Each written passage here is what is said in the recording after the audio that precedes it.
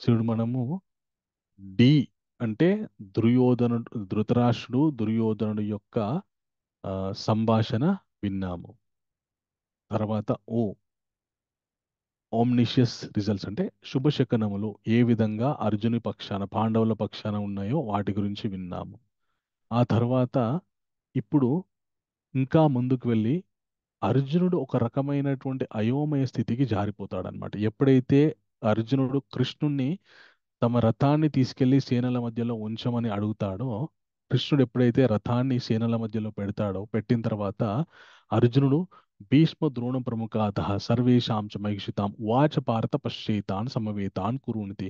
భీష్ముడు ద్రోణుడు అలాగే అక్కడ ఉన్నటువంటి గొప్ప గొప్ప బంధువులను చూసి ఇంకే అర్జునుడు ఒక రకమైనటువంటి అయోమయ స్థితికి వెళ్ళిపోతాడనమాట. ఏ రకమైనటువంటి అయోమయ స్థితికి వెళ్ళిపోతాడంటే ఆ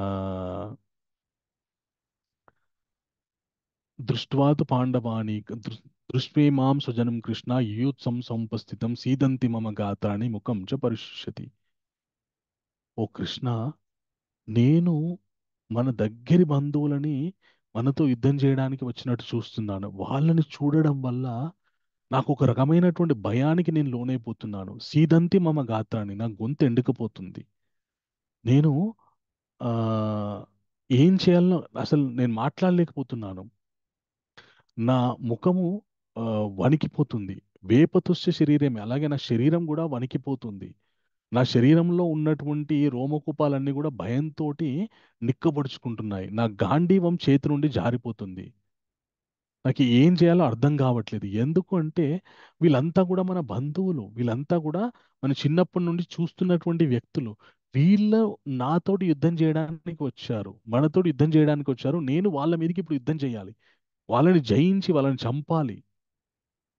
ఆ విషయాన్ని గుర్తుకు తెచ్చుకుంటుంటేనే నేను ఒక రకమైనటువంటి భయానికి లోనైపోతున్నాను. నా వల్ల అవ్వట్లేదు అని అర్జునుడు ఒక రకమైనటువంటి అనిశ్చితి, ఏం చేయాలో అర్థం కానటువంటి స్థితికి వెళ్ళిపోతాడనమాట. ఆ అయోమయ స్థితి నుండి మళ్ళీ అర్జునుడు ఆ దిగ్భ్రమంకి లోనవుతాడనమాట.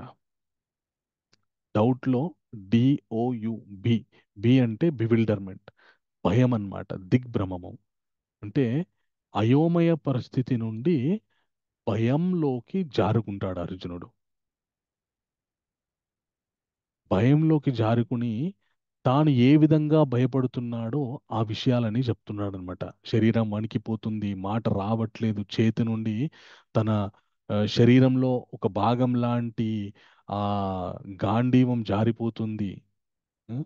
అలాగే అసలుకి ఇవన్నీ కూడా దుర్నిమిత్తాలనేటటువంటి విషయాన్ని నచ శక్నోమి అవస్థితం భ్రమతి వాచమే మన నిమిత్తాన్ని చ పశ్యామి విపరీతాని కేశవ. ఇంత దారుణమైనటువంటి పరిస్థితిని నేను పోతున్నాను. ఇది మనకి ఏ విధంగా కూడా శ్రేయస్సుని కల్పిస్తుందని నేను అనుకోవట్లేదు. ఓకే, ఎందుకంటే మన స్వంత వాళ్ళని చంపడం వల్ల మనకేం శుభం జరుగుతుంది, మనకేం కలిసి వస్తుంది? అసలు ఈ యుద్ధంలో జయించాలి, యుద్ధం చేయాలనేటటువంటి విషయాన్ని నేను విరమించుకుంటున్నాను. నాకు అసలు ఈ రాజ్యం వద్దు, ఈ సుఖం వద్దు. ఆ కిం నో రాజ్యేన గోవింద కిం భోగేన జీవితేన వా ఏషాం అర్థే కాంక్షితన్నో రాజ్యం భోగా సుఖానిషా తాన్ ఇమే అవస్థితం అని చెప్తాడనమాట. అసలు ఓ గోవింద స్వామి, నాకు ఈ రాజ్యం వద్దు, ఈ సుఖం వద్దు, ఈ డబ్బు వద్దు, ఆ, ఈ యుద్ధం ద్వారా వచ్చేటటువంటి ఏ విధమైనటువంటి లాభం వద్దు. వాళ్ళకి ఏదో లోభత్వం ఉండి వాళ్ళు డబ్బుల గురించి యుద్ధం చేయడానికి, భోగభాగ్యాల గురించి యుద్ధం చేయడానికి వచ్చారు కానీ నాకు వాటి మీద ఎలాంటి కాంక్ష లేదు. నేను నాకు భోగభాగ్యాల మీద ఎలాంటి కాంక్ష లేదు. నేను ఇది చెయ్యలేదు, నా వల్ల అవ్వట్లేదు. అపిత్రైలోక్య రాజ్యస హేతో కిన్న మహీకృతే నిహత్యా ధార్తరాష్ట్రాన్ని కా ప్రీతి స జనార్దన. అసలు అసలుకి ఆ, ఈ మూడు లోకాలు నాకు ఇచ్చినా కూడా, నాకు మూడు లోకాలు కూడా నాకు ఇచ్చినా కూడా నేను యుద్ధం చేయడానికి ఇష్టపడడం లేదు ఓ జనార్దన అని చెప్తాడనమాట. ఒకవేళ గనుక మనము యుద్ధం చేస్తే మనకి పాపం చుట్టుకుంటుంది. ఎందుకంటే మన వాళ్ళ యొక్క ఆ, హతం మనకి హితం ఇవ్వదు. హతం అంటే చంపడం, హితం అంటే మన మంచి. వాళ్ళని చంపి మనం హితం తెచ్చుకోలేము. ఇలాగా తన వాళ్ళని ఎవరు చంపుతారంటే ఆతతాయిలు, పరమ దుర్మార్గులు, వాళ్ళు తన వాళ్ళని చంపుతుంటారన్నమాట. సో నేను అలాంటి కోవకి చెందిన వాడిని కాదు. కాబట్టి నేను యుద్ధం చేయలేకపోతున్నాను. యదేపి న పశ్యంతి లోభోపహత చేతస కులక్షయకృతం దోషం మిత్రద్రోహే చ పాతకం కథం నగ్నేమ సంభిః. ఇలా చేయడం వల్ల కులక్షయం అయిపోతుంది. ఒకవేళ కులక్షయం అయితే అంటే ఏం జరుగుతుందంటే, యుద్ధంలో సమావేశమైనటువంటి వీరులను గనక చంపితే అంతా కూడా క్షత్రియులే కాబట్టి ఆ క్షత్రియులను సంహరిస్తే ఏం జరుగుతుంది? వాళ్ళ భార్యలు విధవలు అయిపోతారు. విధవలైపోయినటువంటి వాళ్ళ భార్యలకి సరైనటువంటి రక్షణ ఉండదు. అలాంటి వాళ్ళ యొక్క పిల్లలు ఆ, వాళ్ళని ఇంకా వేరే ఎవరైనా కూడా లోబరుచుకొని వాళ్ళ యందు వర్ణ సంకరం ఉద్భవించేటటువంటి అవకాశం ఉంది. స్త్రీలకి రక్షణ లేకపోతే వాళ్ళని ఎవరో ఒకరు దుర్మార్గంగా వాళ్ళని చెడిపేస్తారు. దానివల్ల ఆ, దారుణమైనటువంటి సంతానం కలుగుతుంది. ఆ సంతానం వల్ల ఆ, పితరులకి సరైనటువంటి పిండ ఉదకాలు ఇవ్వలేరు. కాబట్టి స్వామి, నాకు ఈ యుద్ధం చేయడం అనేటువంటిది నా వల్ల అవ్వట్లేదు. ఒకవేళ ఏ స్థితికి వెళ్ళిపోతాడంటే అర్జునుడు, నేను అశస్త్రధారిని అయిపోతాను. అంటే ఎలాంటి శస్త్రాన్ని నేను పట్టుకోను. నేను ఏ శస్త్రాన్ని పట్టుకోకుండా ఉంటాను. సో ఏ అశస్త్రధారినైనటువంటి నన్ను ఆ దుర్యోధనుడు వచ్చి చంపినా పర్వాలేదు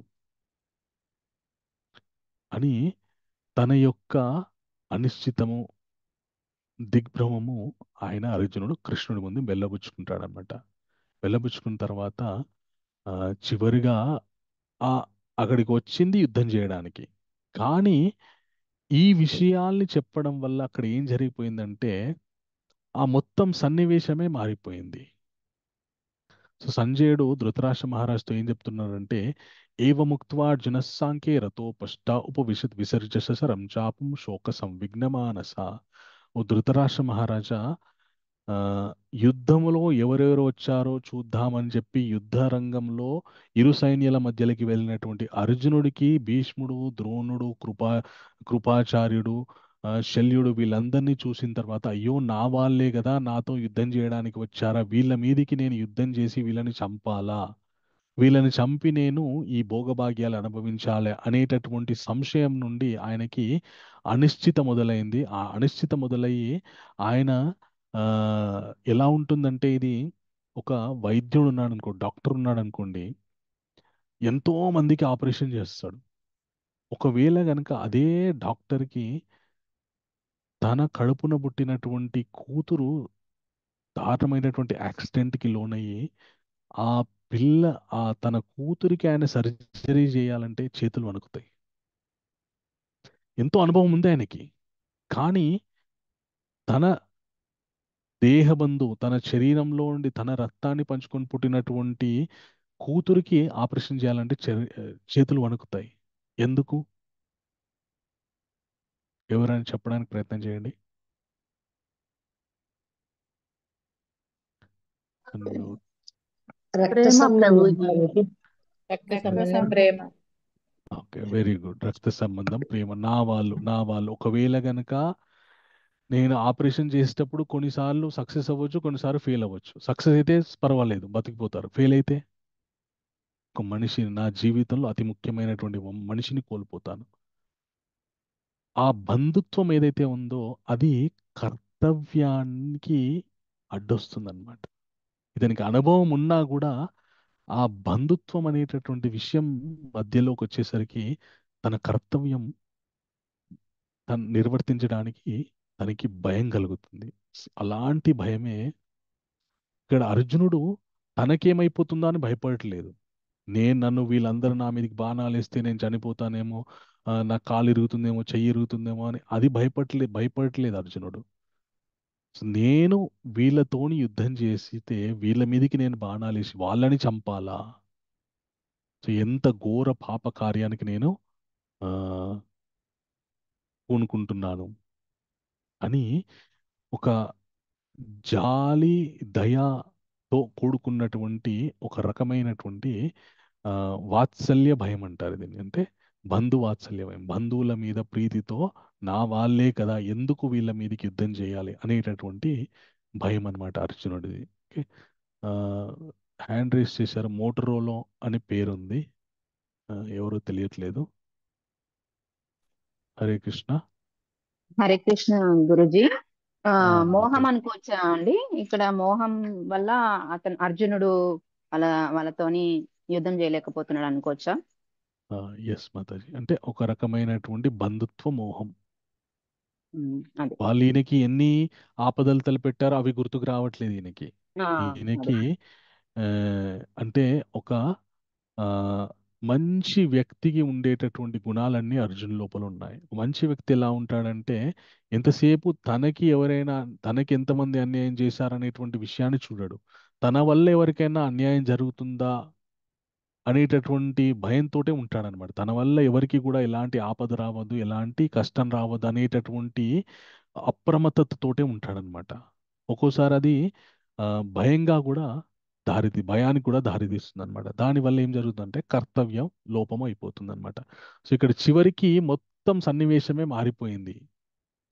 so turning point, D O U B T, last turning point. Turning point ఏం జరిగిందంటే ఇంకా సంజయుడు ఏమంటున్నాడంటే అర్జునుడు తన భయాన్ని వెళ్ళబుచ్చుకొని తాను నేను యుద్ధం చెయ్యలేను అని చెప్పేసేసి రథంలో చితకల్లబడిపోయాడు అనమాట.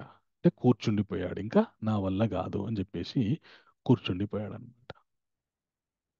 సో ఇది మనకి మొదటి అధ్యాయంలో జరిగినటువంటి సన్నివేశం. సో యుద్ధం మొదలు కావడానికి సమయం ఉంది. ఆ సమయంలోపు ఆ, ఏం జరుగుతుంది అని ధృతరాష్ట్రుడు అడిగాడు. ఆ, మీ అబ్బాయి గురువుగారి దగ్గరికి వెళ్ళి ఇలాగ మాట్లాడాడు. ఆ, మాట్లాడిన తర్వాత శంఖాలు పూరించడం జరిగింది పెద్ద పెద్ద వాళ్ళంతా.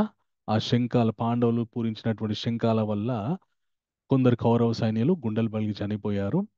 అది పాండవుల సైడు చక్కటి శుభశకనాలు ఉన్నాయి. ఆ తర్వాత అర్జునుడు నేను చూస్తాను ఎవరెవరు వచ్చారు యుద్ధం చేయడానికి అన్నాడు. యుద్ధం చేయడానికి ఎవరు వచ్చారు చూసి ఒక రకమైనటువంటి అయోమయం నుండి భయంలోకి వెళ్ళిపోయి చివరికి యుద్ధమే నా వల్ల కాదనేటటువంటి స్థితికి చేరుకున్నాడంట. అయితే ఇప్పుడు ఈ అధ్యాయం నుండి మనం ఏం తెలుసుకోవాలి, మనం ఏం అర్థం చేసుకోవాలి అనేటటువంటి విషయాన్ని మనము కొద్దిగా పరిశీలన చేస్తాం. ఎందుకంటే ఇది కేవలం ఒక కృష్ణుడు అర్జునుడికి చెప్పాడు, మళ్ళీ ఆ విషయాన్ని తీసుకెళ్లి సంజయుడు ధృతరాష్ట్రుడికి చెప్పాడు, ఓహో ఇదా కథ అని తెలుసుకున్నంత మాత్రం చేత మనకి పెద్దగా మన జీవితంలో ఒరిగేదేం లేదండి.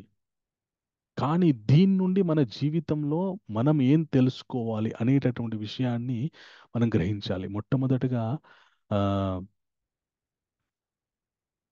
అధర్మం వైపు ఉన్నటువంటి వాళ్ళు ధృతరాష్ట్రుడు, దుర్యోధనాదులు. ఓకే, వాళ్ళ యొక్క మనస్థితి ఎలా ఉందో చూడండి. ఎప్పుడు భేదాన్ని ప్రవర్తిస్తూ, ఓకే, అవకాశాన్ని ఎలా సద్వినియోగపరుచుకొని వాళ్ళకి అనుగుణంగా మార్చుకోవాలనేటటువంటి దుర్బుద్ధితోటి వాళ్ళు ఉన్నారు. కానీ పాండవులు మాత్రం, అర్జునుడు మాత్రం ఆ, తనకేమైపోయినా పర్వాలేదు కానీ ఎదుటి వాళ్ళు బాగుండాలి అనేటటువంటి ఆలోచన విధానం అర్జునుడికి ఉందన్నమాట. అయితే అది ఒక అందుకు మంచిదే.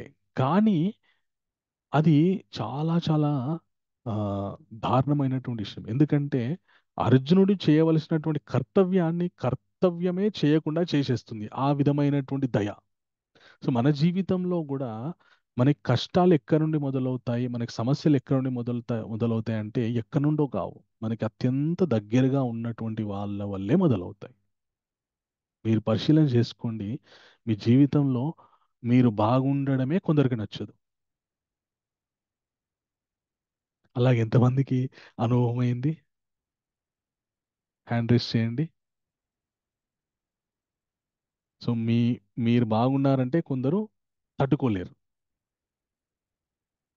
ఇలాంటి అనుభవం ఎంతమందికి అయింది? ఓకే, స్వర్ణలత మాతాజీ. ఓకే, చాలా మందికి అయితుంటుంది కానీ చాలా మంది, ప్రతి ఒక్కరికి అది అనుభవం అవుతూనే ఉంటుంది. అయితే మరి అలాంటి వాళ్ళ నుండి మనని మనం ఎలా కాపాడుకోవాలి? కొన్నిసార్లు మనం అలాంటి వాళ్ళ మీద వాళ్ళు నాకు ఉపయోగపడతారేమో, లేదంటే అలాంటి వాళ్ళు నా దగ్గరి ఆప్తమిత్రులేమో అని చెప్పి వాళ్ళ గురించి మనము కొన్ని త్యాగాలు చేస్తాము. మళ్ళీ అలాగే కొన్నిసార్లు ఆ, మ్, మనము ధర్మం తప్పి కూడా ప్రవర్తిస్తాం. మన ఇష్టాలను కూడా పక్కకు పెట్టి వాళ్ళ గురించి మనం ఎన్నో వాళ్ళకి కావలసినటువంటి సమకూరుస్తూ ఉంటాం. సో అట్లాగా ఉండడం వల్ల బంధు ప్రీతి అది మన శరీరంలో నుండి మన పుట్టిన పిల్లలు కావచ్చు, మన అన్నదమ్ములు కావచ్చు, మిత్రులు కావచ్చు, ఇంకెవరైనా కావచ్చు, ఆఫీస్ కొలీగ్స్ కావచ్చు, ఎవరైనా కావచ్చు. సో అట్లాగా బంధువుల మీద ప్రీతి పెంపొందించుకోవడం వల్ల ఏం జరుగుతుందంటే మన కర్తవ్య లోపం జరుగుతుందన్నమాట. మనం చేయవలసినటువంటి కర్తవ్యాన్ని మనము సక్రమంగా నిర్వర్తించలేము. దానివల్ల ఏం జరుగుతుందంటే జీవితంలో అశాంతి మొదలవుతుంది.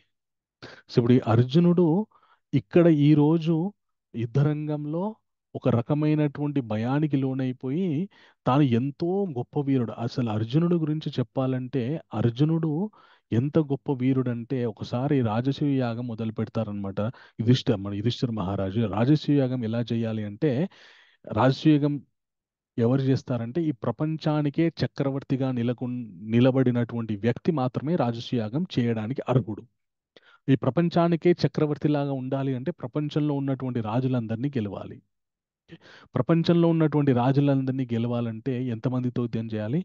అప్పుడు యుధిష్ఠిర మహారాజు ఏం చేస్తాడంటే తన నలుగురు తమ్ముల్ని నాలుగు వైపులకు పంపిస్తాడనమాట. పంపించి మీరు ఏ వైపుకి వెళ్తున్నారో ఆ వైపులో ఉన్నటువంటి అందరు రాజులను మీరు గెలుచుకొని రండి. అయితే ఏకగ్రీవంగా వాళ్ళు ఒప్పుకోవాలి యుధిష్ఠిర మహారాజును మేము చక్రవర్తిగా అంగీకరిస్తున్నామని. లేదంటే మనకి అంగీకరించి వాళ్ళు పన్ను కట్టాలి. లేదంటే మనతో యుద్ధం చేయాలి. యుద్ధంలో ఓడిపోయి అయినా ఒప్పుకోవాలి. ఇది నియమం రాజసూయాగం చేయడానికి. సో నలుగురు అన్నదమ్ములు నాలుగు వైపులు వెళ్తారు. అర్జునుడు వెళ్తూ వెళ్తూ ఉత్తర దిక్కు వెళ్తూ వెళ్తూ హిమాలయ పర్వతాలను దాటి హిమాలయ పర్వతాల దగ్గర తర్వాత ఆ, దేవలోకాలు ఉంటాయి కొన్ని. అక్కడున్నటువంటి రాజులను కూడా ఆయన సాక్షాత్ వాళ్ళు దేవుళ్ళకి దేవతా స్వరూపాలకి వాళ్ళకి పెద్దగా తేడా ఏమి ఉండదు. అలాంటి వాళ్ళతోని కూడా యుద్ధం చేసి ఆయన అర్జునుడు ఆ, గెలుపొందుతాడనమాట. సో అంత గొప్ప యోధుడు అనమాట. అలాగే ఈ పాండవుల యొక్క నలుగురు అన్నదమ్ములు కూడా ఒక్కొక్క దిక్కుకు వెళ్ళి ఆయా దిక్కులో ఉన్నటువంటి రాజులందరినీ గెలుస్తాడు. పాండవుల్లో అతి చిన్నవాడైనటువంటి వ్యక్తి సహదేవుడు. ఓకే. సో ఈ సహదేవుడు మన దక్షిణ భారతం వైపు, ఓకే, ఈ మన ఆంధ్ర, కేరళ, కర్ణాటక, తమిళనాడు, ఇవన్నీ దాటి శ్రీలంక దాకా వెళ్తాడనమాట. అంటే శ్రీలంక దాకా వెళ్ళాడు కానీ తన సైన్యాల్ని పంపిస్తాడనమాట. అక్కడి వరకు ఎవరున్నారో వాళ్ళందరినీ కూడా మనని యుధిష్ఠిర మహారాజు చక్రవర్తిగా ఒప్పుకోవాలి అని చెప్పిరండి అంటాడనమాట. అప్పటికి ఇంకా మన విభీషణుడు పరిపాలిస్తుంటాడు శ్రీలంకని. మహాభారతంలో ఆ, ఆ, చక్కగా వర్ణించబడి ఉందన్నమాట. విభీషణుడు ఇంకా లంకని పరిపాలిస్తుంటాడు. ఆ విభీషణుడి దగ్గరికి సహదేవుడు దూతను పంపిస్తాడనమాట. ఎవరిని పంపిస్తాడంటే ఘటోత్కచుని పంపిస్తాడనమాట. ఘటోత్కచుని ఆ, మనసుతో పిలుస్తాడు. పిలవగానే ఘటోత్కచుడు ప్రత్యక్షమవుతాడు సహదేవుడి ముందు. ఏం కావాలి బా- చిన్నాన్న అంటే నువ్వు రాక్షస రాజ్యమైనటువంటి లంకకి వెళ్ళి విభీషణుడితో మాట్లాడి యుధిష్ఠిర మహారాజ్ రాజసూయాగం చేస్తున్నాడు కాబట్టి ఆయనని మీరు చక్రవర్తిగా అంగీకరిస్తారా లేదంటే యుద్ధం చేస్తారా అడిగిరా అంటాడనమాట. అనగానే ఎక్కడ విభీషణుడు, త్రేతాయుగం నాటి విభీషణుడు ఆయన దగ్గరికి ఘటోత్కచుడు వెళ్ళి ఆ సువర్ణ లంక మెరుస్తుంటుంది ఆయన దగ్గరికి వెళ్ళి ఇలాగా యుధిష్ఠిర మహారాజ్ రాజసూయంగం చేస్తున్నాడు, ఆయన చక్రవర్తిత్వాన్ని మీరు అంగీకరిస్తారా లేదా ఆయనతో యుద్ధం చేస్తారా అంటే అప్పుడు విభీషణ్ అడుగుతాడు అనమాట. ఎవరు మీరు, ఏంటి, ఎక్కడి నుండి వస్తున్నా అంటే నేను ఇలాగా భీముడి యొక్క కుమారుణ్ణి, భీముడు పాండవుల లో రెండో వాడైనటువంటి భీముడి యొక్క కుమారుణ్ణి నేను. ఆ, మన పాండు మహారాజు యొక్క కుమారులు ఈ పాండవులని వాళ్ళ చరిత్ర చెప్పగానే విభీషణుడు సంతోషపడి నేను యుధిష్ఠిర మహారాజు యొక్క చక్రవర్తిత్వాన్ని అంగీకరిస్తున్నానని చెప్పి కొన్ని ఆ, వందల రథాల్లో బంగారు నాణాలు నింపి పంపిస్తాడనమాట. అది పాండవుల యొక్క గొప్పతనం. దాదాపు ప్రపంచంలో ఉన్నటువంటి అందరు రాజుల్ని గెలిచినటువంటి ప్రతాపం పాండవులది. అంత ప్రతాపం, అంత వీరులు ఉన్నప్పటికీ కూడా అర్జునుని యొక్క హృదయం అంగీకరించట్లేదు యుద్ధం చేయడానికి. భయపడుతున్నాడు. ఎందుకంటే బంధు ప్రీతి.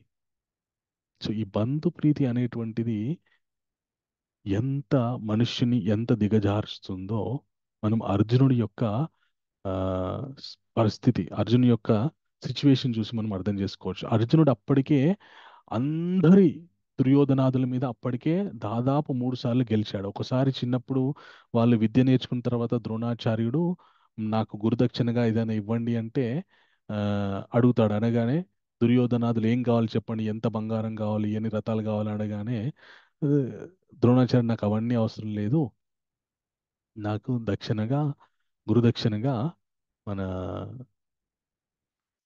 ఆ, పాంచాల రాజు అయినటువంటి ఆ, మన ద్రౌపదీదేవి ద్రుపద తండ్రిని మహారాజ్. ద్రుపద మహారాజుని తీసుకురండి అంటాడనమాట. ద్రుపద మహారాజు తీసుకురమ్మంటే వీళ్ళు వెళ్తారు. దుర్యోధనాదులు వెళ్ళి వాళ్ళతోటి యుద్ధంలో ఎలా అంటే ద్రుపద మహారాజు యొక్క రాజ్యంలో ఉన్నటువంటి వాళ్ళందరూ కూడా ఆ, వీళ్ళని పొట్టు పొట్టు కొడతారనమాట, దుర్యోధనాదుల్ని. అంత అంత ఆ, అసలు యుద్ధమే చేయలేరన్నమాట. అంత తొందరగా ఓడిపోయి వచ్చేస్తారు. కానీ అర్జునుడు భీముడు ఇద్దరే వెళ్ళి ద్రుపద మహారాజుని రథానికి కట్టేసుకొని తీసుకొచ్చేస్తారనమాట. సో అప్పుడే అర్థమైపోతుంది ఎవరు ఎక్కువ బలవంతులు. ఆ తర్వాత ద్రౌపది దేవిని ఆ, స్వయంవరంలో గెలుచుకున్నప్పుడు కూడా అందరు రాజులు ఒకేసారి ఆ, అర్జునుడి మీదికి ఆ, ఎగబడతారనమాట. వాళ్ళందరినీ కూడా నిరోధిస్తాడు అర్జునుడు. అప్పుడు రెండోసారి గెలుస్తాడు. ఆ తర్వాత ఒకసారి ఆ పాండవులు అరణ్యవాసంలో ఉన్నప్పుడు ఒక క్లిష్ట పరిస్థితిలో దుర్యోధనుడు ఇరుక్కుంటాడు. తన ప్రాణాపాయ స్థితి వస్తుంది. అప్పుడు ఎవ్వరు కాపాడరు. కర్ణుడు కూడా పారిపోతాడు, నేను బతుకుంటే మళ్ళీ కలుద్దామని చెప్పేసి. అప్పుడు అర్జునుడు వెళ్ళి కాపాడుతాడు. అది మూడోసారి. నాలుగోసారి ఇంకా వీళ్ళ ఆ అరణ్యవాసం అయిపోతున్నప్పుడు పాండవులు ఎక్కడున్నారో అజ్ఞాతవాసంలో 1 సంవత్సరం ఉండాలి. ఆ సంవత్సరంలో కనుక ఎక్కడున్నారో తెలుసుకుంటే మళ్ళీ 12 సంవత్సరాలు అరణ్యవాసం చేయాలి. సో అయితే వీళ్ళు ఎక్కడున్నారో తెలుస్తుంది. విరాట రాజు రాజ్యంలో ఉన్నారని తెలుస్తుంది. తెలియగానే ఈ దుర్యోధనాలు అందరూ కూడా ఆ రాజ్యం మీదికి దండయాత్రకు వెళ్తారనమాట. అప్పుడు అర్జునుడు ఒంటి చేత్తోటి అందరినీ ఓడించేస్తాడు నాలుగోసారి. ఇలాగా ఆల్రెడీ 4 సార్లు ఆయన యొక్క బలము నిరూపించబడింది. దుర్యోధనాదుల కంటే ఎక్కువ అర్జునుడికి బలం ఉంది. ధనుర్విద్య ద్వారా ఆయనకి చాలా ఎక్కువ బలం ఉందని నిరూపణ జరిగింది. అయినా కూడా అర్జునుడికి ధైర్యం రావట్లేదు తన వాళ్ళ మీదకి యుద్ధం చేయాలని చెప్పేసి. సో మనుష్య జీవితంలో కూడా మనుష్యుడు ఎక్కడ వీక్ అయిపోతాడంటే బంధుత్వాల వల్ల. అంటే బంధుత్వాలు ఉండకూడదా అంటే ఖచ్చితంగా బంధుత్వాలు ఉండాలి. ఏ విధంగా బంధుత్వాల్ని మనం నిర్వహించాలి, ఏ విధంగా బంధుత్వాలు నిర్వహించడం వల్ల మనం మన కర్తవ్య భ్రష్టులం అవ్వకుండా మన కర్తవ్యాన్ని నిర్వహిస్తూ అలాగే బంధుత్వాన్ని కూడా సక్రమంగా నిర్వహిస్తూ మనల్ని మనం ఉద్ధరించుకుంటూ ముందుకు ఏ విధంగా వెళ్ళాలి అనేటటువంటి విషయము మనకి రేపటి అధ్యాయం నుండి మొదలవుతుంది అన్నమాట. అసలు రేపటి అధ్యాయం ఏదైతే ఉందో ఆ, సాంఖ్యయోగం రెండో అధ్యాయము చాలా గొప్ప అధ్యాయము. సో ఇప్- ఆ అధ్యాయంలో ఇప్పుడు అర్జునుడు ఏ విధంగా అయితే భయానికి లోనైపోయి ఇంకా నేనేం చేయలేననేటువంటి విషయం నుండి మెల్లమెల్లగా ఎలా తేరుకుంటాడు, ఆ విషయాలు మనకి రేపటి నుండి మొదలవుతాయన్నమాట. మనకి చివరిగా ఒక విషయం ఏంటి అంటే మనుషుడికి జీవితంలో ఎలాంటి సమస్యలు ఉండవు. సమస్యలు ఎప్పుడొస్తాయి అంటే సరైనటువంటి జ్ఞానం లేకపోవడం వల్ల సమస్యలు వస్తాయి. ఉదాహరణకి ఒక వ్యక్తికి ఆ, ఒక 10,000 నెలకి 10,000 సంపాదించేటటువంటి వ్యక్తికి 1,00,000 అవసరం వచ్చినాయి అనుకోండి, అది అతనికి కష్టం. అదే 1,00,000 సంపాదించేటటువంటి వ్యక్తికి 1,00,000 అవసరం వచ్చాయి అనుకోండి, అది పెద్ద సమస్య కాదు ఆయనకి. సో ఈ 10,000 సంపాదించే వ్యక్తికి 1,00,000 సంపాదించే వ్యక్తికి ఉన్న తేడా ఏంటి అంటే జ్ఞానం.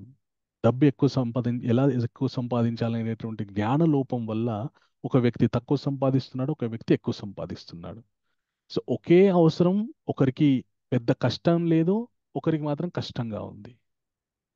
సో జ్ఞానం అనేటువంటి విషయం లోపం వల్ల మనకి జీవితంలో మనకి ఎదురయ్యేటటువంటి పరిస్థితులు ఏవైతే ఉన్నాయో అవి మనకి కష్టాల్లాగా, ఒక్కోసారి ఆట విడుపులాగా, చిన్న చిన్నపాటి ఛాలెంజెస్ లాగా మనకి అనిపిస్తూ ఉంటాయి అన్నమాట. అలాగే మన జీవితంలో సుఖ దుఃఖాలు కూడా మనము మనకి సంభవించేటటువంటి పరిస్థితిని మనము ఏ విధంగా స్వీకరిస్తున్నామో దాన్ని బట్టి అది మనకి ఆనందాన్ని ఇస్తుందా, దుఃఖాన్ని ఇస్తుందా అనేటువంటి విషయం నిర్ణయం అవుతుంది. సో మనం మనుష్యుడు పెంపొందించుకోవాల్సిన పెంపొందించుకోవాల్సినటువంటిది ఏంటిది అంటే మనోవిజ్ఞానం, మానసిక ధైర్యం, మనో నిర్భయం. ఈ విషయం, ఈ జ్ఞానాన్ని మనుషుడు తెలుసుకోవాలి. తెలుసుకుంటే అతను సాధించలేదంటూ ఏది ఉండదు. ఒక చక్కటి ఉదాహరణ చెప్తా. రియల్ లైఫ్లో ఒక గొప్ప కార్పొరేట్ సంస్థ ఉందండి. అది కాఫీ డే అనే ఒక సంస్థ ఉంది. ఓకే? సో ఈ కాఫీ డే సంస్థకి యజమాని ఎవరైతే ఉన్నారో ఆయన పేరు సిద్ధార్థ. ఈయన 2019లో చాలా దారుణమైనటువంటి అప్పుల వల్ల అవి తీర్చలేని, నేను ఎంత ఎంత అప్పుల పాలైపోయిందంటే ఆ సంస్థ దాదాపు 7,000 కోట్ల ఆ, రుణభారం ఆ సంస్థ మీద ఉంది. అవి నేను తీర్చలేనని చెప్పేసి ఆయన ఆత్మహత్య చేసుకున్నాడు. చేసుకున్న తర్వాత ఆ సంస్థ యొక్క మొత్తం భారం తన భార్య మీద పడిపోయింది. ఆవిడ పేరు మాలవిక హెగ్డే. సో ఈవిడ స్త్రీ. ఒక పురుషుడే అంత ఆర్థిక భారాన్ని నేను మోయలేను అని చెప్పి ఆత్మహత్య చేసుకున్నప్పుడు స్త్రీకి ఎంత ధైర్యం? స్త్రీ అసలు ఆ, ఆవిడ వల్ల అవుతుందా? చాలా కష్టం. కానీ ఆవిడ మనోనిర్భయాన్ని పెంచుకొని, మానసిక ధైర్యాన్ని పెంచుకొని, ఆవిడ ఆ సంస్థకి ఉన్నటువంటి 6,000 కోట్ల రూపాయల అప్పును తీర్చేసింది ఆవిడ. స్టిల్ ఇంకా ఆవిడ ఆ సంస్థని మళ్ళీ చక్కటి ఈ మన చక్కగా నడిపిస్తుంది. ఇంకా ఇంకా ఆవిడ అప్పులను తగ్గిస్తుంది. ఇప్పుడు ఈ ఇద్దరు వ్యక్తులు, ఒకే సమస్య ఇద్దరు వ్యక్తులకు వచ్చింది. ఒక వ్యక్తి నేను ఆ సమస్య నుండి బయటపడలేనని చెప్పేసి జీవితాన్ని చాలించాడు. అదే సమస్య ఇంకొక వ్యక్తికి రావడం వల్ల ఆ వ్యక్తి మానసిక ధైర్యంతో దాన్ని ఎదుర్కొని తాను ముందుకెళ్తూ తనతో పాటు నలుగురిని ముందుకు తీసుకెళ్ళింది.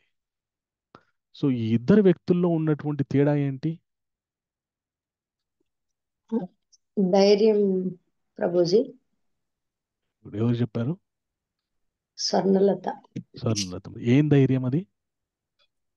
అంటే కాన్ఫిడెంట్, మనోధైర్యం. నమ్మకం, నమ్మకం, మనోధైర్యం. మనోధైర్యం. మనోధైర్యం. మనోధైర్యం. ఓకే. అది ఎక్కడి నుండి వచ్చింది? అందరం మనుషులమే. అందరికీ శరీరంలో రక్తము, మాంసము, ఎముకలు, మెదడు, అవయవాలందరికీ సక్రమంగా ఉన్నాయి. ఎందుకు కొందరికి మానసిక ధైర్యం ఎక్కువగా ఉంటుంది, కొందరికి తక్కువగా ఉంటుంది? భగవంతుని మీద అత్యంత నమ్మకం. ఓకే. అద్వైతామృత వర్షిణీం భగవతీం అష్టాదశాధ్యాయినీం అంబా త్వామను సందదామి భగవద్గీతే భవద్వేషిణం. ఓకే. సో భగవద్గీత మనస్ ఎప్పుడైతే ఎవరు ఐఫోన్ అని పెట్టుకున్నారు ప్రభు, మీ పేరు ప్రభు? సురేంద్ర ప్రభుజీ. సురేంద్ర గారు. ఓకే. సురేంద్ర గారు ఏం చెప్తున్నారంటే ఎప్పుడైతే భగవద్గీత చదివితే ఆ, భగవద్గీతలో ఉన్నటువంటి జ్ఞానాన్ని నేర్చుకుంటూ ఉంటామో అప్పుడు మనకి ఈ భౌతిక ప్రపంచంలో ఉన్నటువంటి సమస్యలు రెండుగా కనిపించవు, ఒకే విధంగా కనిపిస్తాయి అన్నమాట. సుఖం కానీ దుఃఖం కానీ ఒకే విధంగా కనిపిస్తాయి అనేటటువంటి సారవంతమైనటువంటి శ్లోకాన్ని సురేంద్ర ప్రభు చెప్పారనమాట. అవునా ప్రభు? అంతేనా కదా? అంతే ప్రభుజీ. హరి. భవద్వేషిణం, ఈ భవం మీద మనకు మళ్ళా పుట్టుక అనేది ఉండదు. భవద్వేషిణం. ఓకే. సో అలా మానసిక ధైర్యాన్ని పెంపొందించేటటువంటి గొప్ప గీత, మన తలరాతని మార్చేటటువంటి ఈ గీత. దీన్ని నేర్చుకోవడం, తెలుసుకోవడం, దీంట్లో ఉన్నటువంటి విషయం అర్థమవుతే కింద పడిపోయినటువంటి వ్యక్తి కూడా, ఓకే, కింద పడిపోయినటువంటి వ్యక్తి కూడా మళ్ళీ ఉత్తేజపరుడైపోయి తన జీవితాన్ని పునఃప్రారంభిస్తాడు. ఇంకొక లైవ్ ఎగ్జాంపుల్ చెప్తాను నేను మీకు. మా ఇస్కాన్ సంస్థలో చాలా మంది భక్తులు వాళ్ళకున్నటువంటి ఖాళీ సమయాల్లో తమ వంతుగా ఈ గొప్ప జ్ఞానాన్ని ప్రచారం చేయడానికి అప్పుడప్పుడు రోడ్ల మీద అక్కడిక్కడ పుస్తకాల్ని వితరణ చేస్తూ ఉంటారన్నమాట. సో అలా ఎందుకు చేస్తారంటే ఈ విధంగానైనా అట్లీస్ట్ వాళ్ళ దగ్గరికి ఎట్లాగో గుడికైతే రారు, కొనరు. ఇట్లాంటి క్లాసెస్ పెడితే చాలా మంది రిజిస్టర్ అవుతారు కానీ వినరు. ఉం? కనీసం వాళ్ళు ఉన్న చోటు కన్నా తీసుకెళ్ళి ఆ పుస్తకాన్ని ఇస్తే అప్పుడన్నా తీసుకొని చూసి చదువుతారు.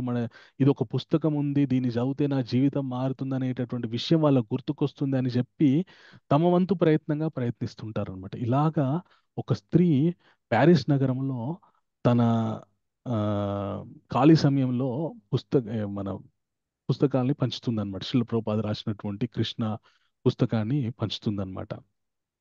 పంచుతుంటే ఒక రైల్వే స్టేషన్లో ఒక గొప్ప ఒక పెద్ద పేరు మోసినటువంటి బ్యాంకుకి మేనేజర్ అయినటువంటి ఒక వ్యక్తికి ఆవిడ ఈ పుస్తకాన్ని ఇస్తుంది. ఇస్తే ఆయన ఆ పుస్తకాన్ని చూసి ఎంత దారుణమైనటువంటి పని చేస్తాడంటే ఆ పుస్తకాన్ని రెండుగా చింపి కిందేసి పడేసి తొక్కి దాని మీద తొక్కి నీకు ఎంత ధైర్యం ఉంటే నాకు ఈ పుస్తకాన్ని నువ్వు అమ్ముతావు అని చెప్పేసి ఆవిడ్ని ట్రైన్లో నుంచి ఈడ్చి అవతల పడేశాడనమాట.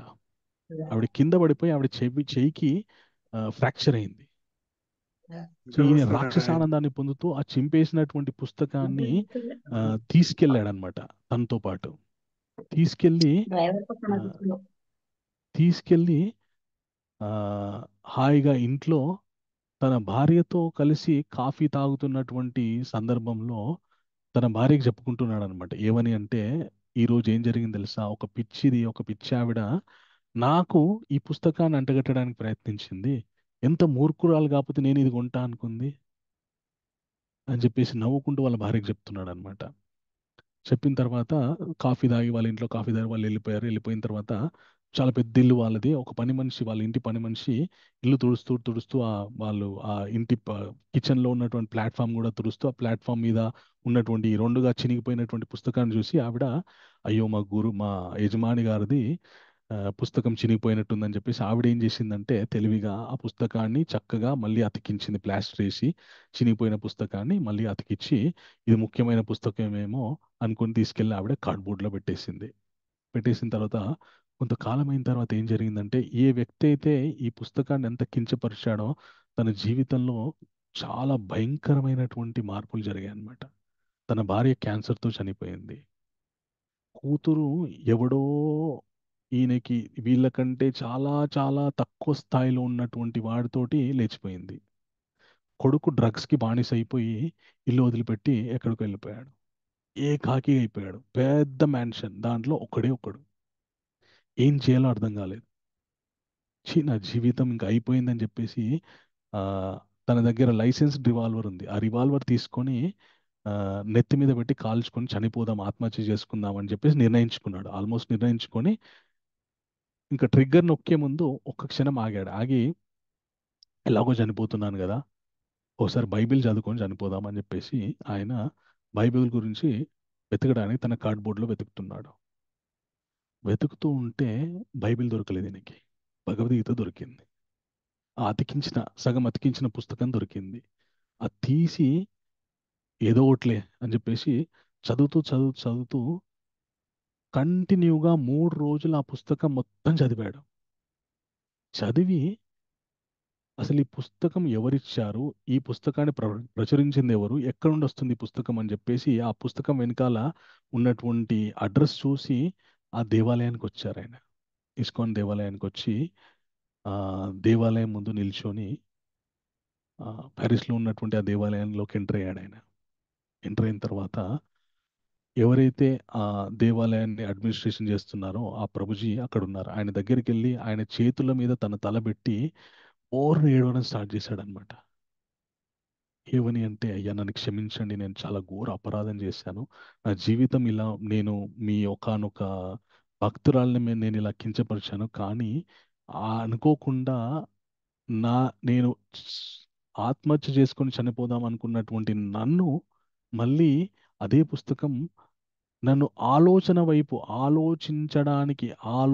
వైపు మళ్ళించింది. ఎందుకంటే నా జీవితంలో జరుగుతున్నటువంటి మొత్తం కూడా నా కర్మానుసారం జరుగుతుంది అనేటటువంటి విషయం నాకు అర్థమైంది. కాబట్టి నేను ఒకవేళ ఆత్మహత్య చేసుకుంటే మళ్ళీ నేను ఇలాంటి విషయాలు అనుభవించాల్సినటువంటి పరిస్థితి ఏర్పడుతుంది. కాబట్టి నేను సమస్య నుండి బయటపడట్లేదు. సమస్య నుండి మళ్ళీ సమస్యలోకి అడుగుపెట్టేటటువంటి నిర్ణయాన్ని తీసుకున్నటువంటి నన్ను ఆ నిర్ణయం నుండి బయటకి తీసుకొచ్చి కొత్త జీవితం వైపు అడుగుపెట్టడానికి నన్ను ప్రేరేపించింది ఈ పుస్తకము. మీకు నేను చాలా రుణపడి ఉన్నాను.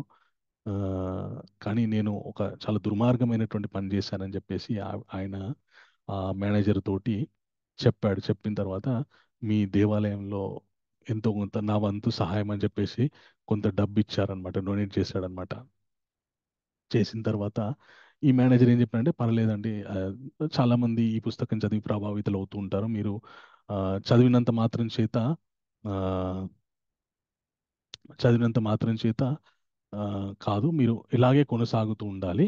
కాబట్టి మా సాంగత్యంలో, మా భక్తుల సాంగత్యంలో ఉండండి, ప్రతినిత్యం కూడా దేవాలయానికి వస్తూ ఉండండి, ఆదివారం ఆదివారం ప్రోగ్రాం జరుగుతుంటే వస్తుండండి అని చెప్పి చెప్పాడనమాట. చెప్పిన తర్వాత ఈయన ఇంకా రావడం మొదలు పెట్టాడు ఆదివారం ఆదివారం. ఒక రోజు ఏ స్త్రీనైతే ఈయన అవమానించాడో ఆ స్త్రీ ఈయనకి టెంపుల్లో కనిపించింది అనమాట. ఆవిడ దగ్గరికి వెళ్ళి ఆవిడ కాళ్ళ మీద పడిన, తల్లి నేను అవమానించాను, కానీ ఈరోజు నేను నీ ముందు బ్రతికున్నానంటే నువ్వే కారణం అని చెప్పి ఆవిడకి పాదాభివందనం చేశాడనమాట. సో జీవితంలో సమస్తం కోల్పోయి నిరాశ నిస్పృహలతో ఉన్నటువంటి వ్యక్తికి ఒక కొత్త దారిని చూపించింది భగవద్గీత.